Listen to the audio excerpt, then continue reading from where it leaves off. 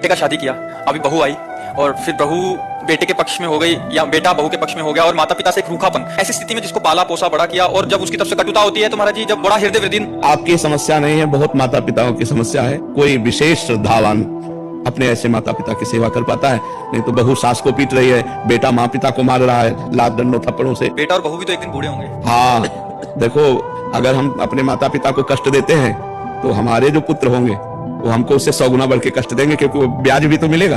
तो इसलिए नए बच्चों को ध्यान रखना चाहिए कि वो भी किसी दिन माता पिता बनेंगे और वो किसी दिन वो भी बूढ़े होंगे, तो अपने माता पिता के साथ असभ्य व्यवहार नहीं करना चाहिए, आसुरी व्यवहार नहीं करना चाहिए। यार जिस कोख से पैदा हुए उसको तुम लात मारे, उसकी आरती उतारनी चाहिए। तो हमें लगता है आज हमारे नौजवानों को अध्यात्म श्रवण करने की आवश्यकता है, शास्त्र श्रवण करें, संतों की बात सुने, जिससे समझे तो माता पिता कौन है। माता पिता की आराधना से भगवान विट्ठल आज जो महाराष्ट्र में विराजमान है वो माता पिता की आराधना से ही प्रकट हुए। पुंडरीक नाम के भगत अपने माता पिता को भगवान मानकर आराधना करते थे, तो भगवान स्वयं चलकर दर्शन देने आए, जो विट्ठल रूप में है ना, वो स्वयं दर्शन देने आए। माता पिता की आराधना भगवान की आराधना है, पर कलयुगी बच्चे नहीं समझ पा रहे हैं, वो अपने माता पिता को दुख दे रहे हैं, तो उनके बच्चे उनको दुख देंगे।